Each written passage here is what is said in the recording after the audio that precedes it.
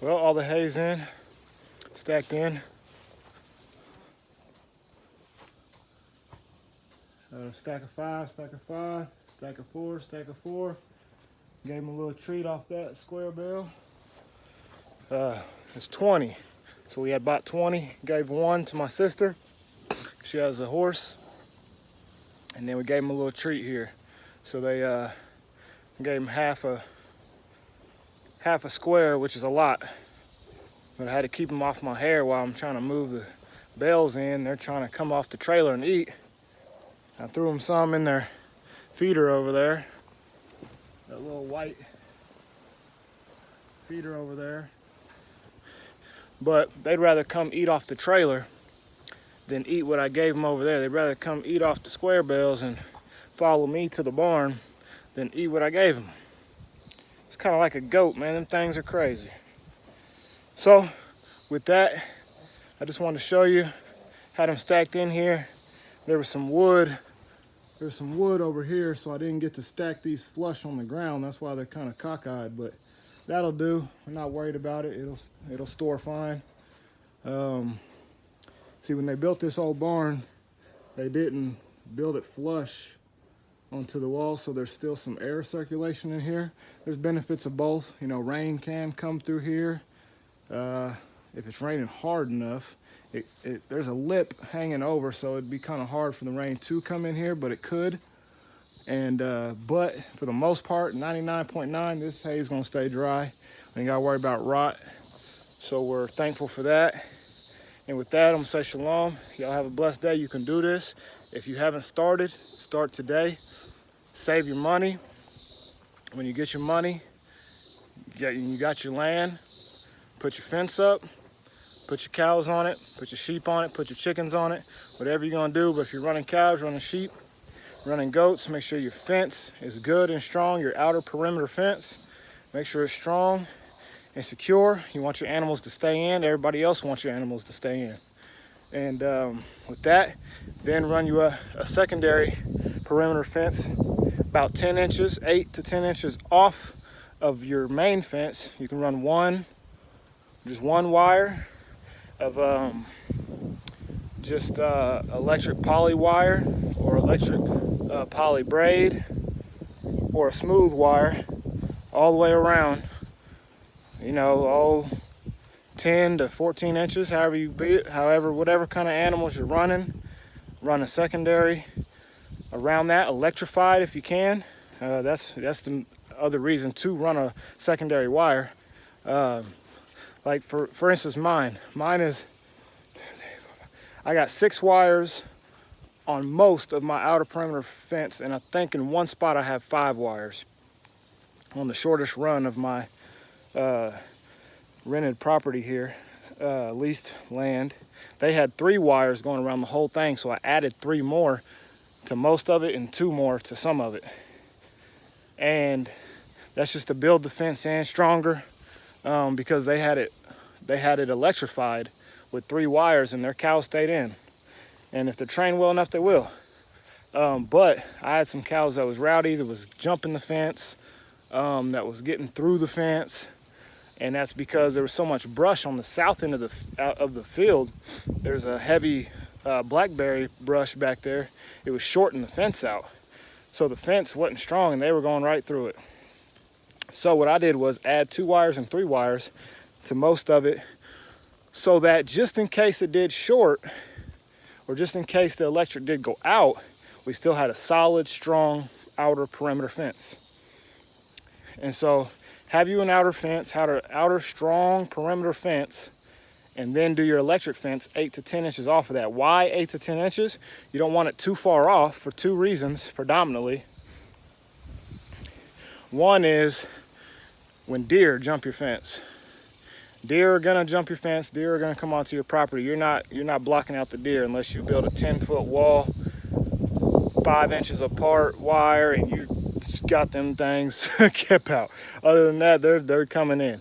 So when the deer jump your fence, you don't want them hitting that electric wire that you got going on the coming off 8 to 10 inches off your regular perimeter fence.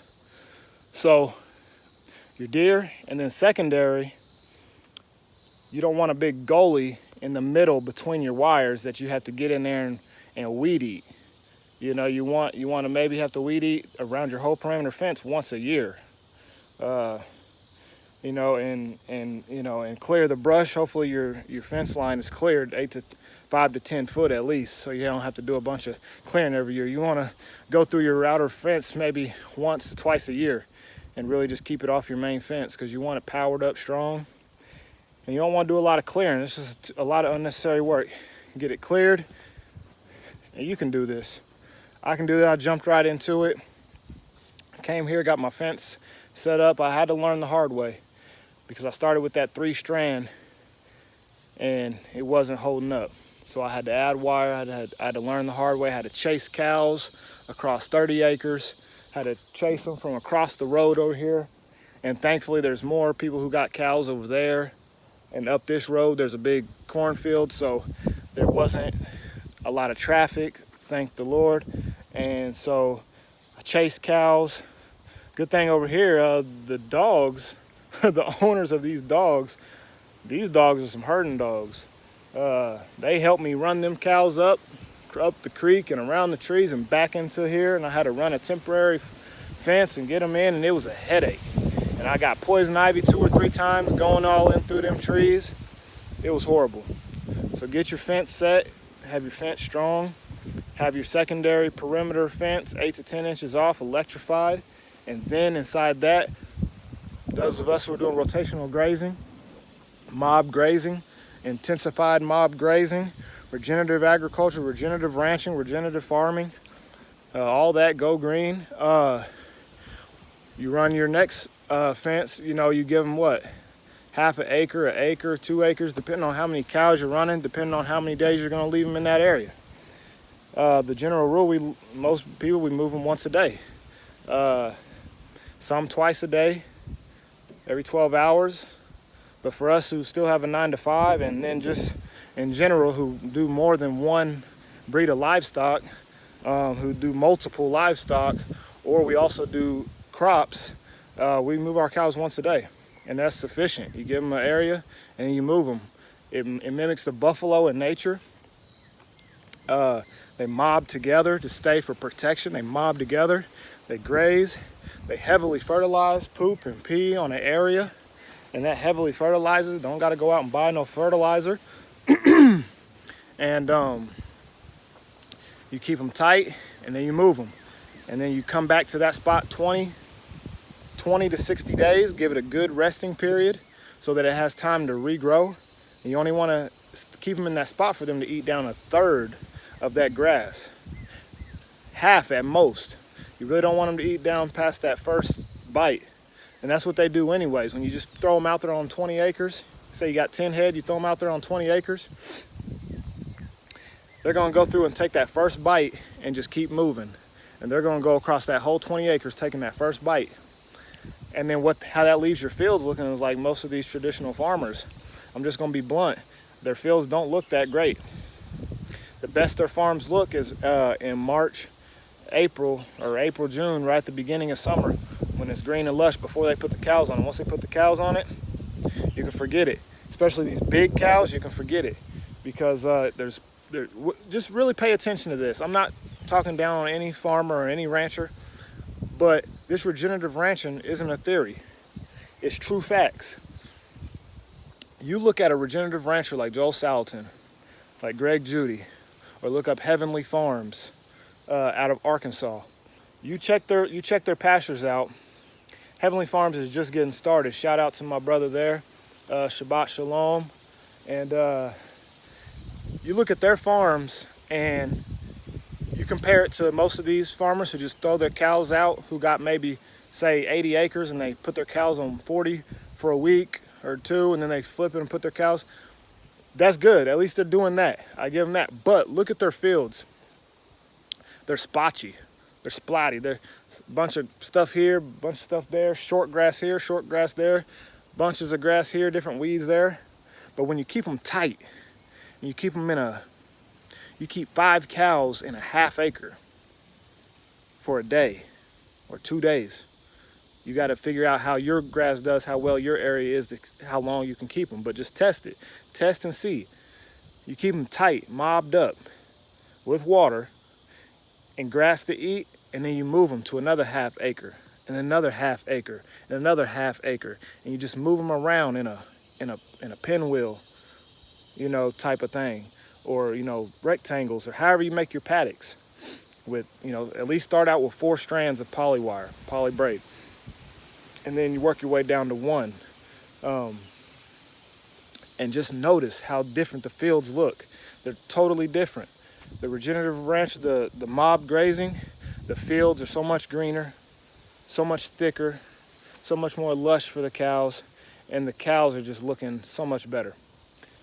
Just keep that in mind. Next time you go past a field and you see a big old 60, 40, 80, 100 acre field, and you see 40, 50 cows out there on it, just out there grazing, really pay attention to the field, and you'll see what I'm talking about. And then look at some of these guys I've named, and I'll be on that list here soon because this is my first year doing it. I've been doing it since March, or since June. I got my cows out there late, but we're doing it. And just notice the field difference. I'm not gonna show mine too much just yet. There's some videos where I've shown my field, but this is the first summer, so you're not gonna see too much difference. It needs 2 to 3 years for you to really start noticing the true difference.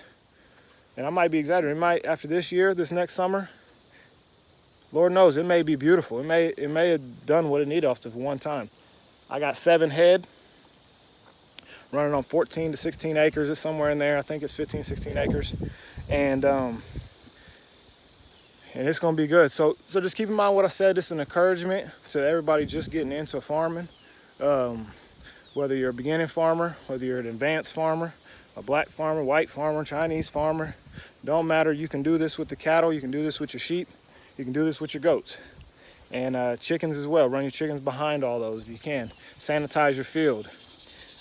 It'll help not leave big cow patties out in your field. It'll give you free eggs.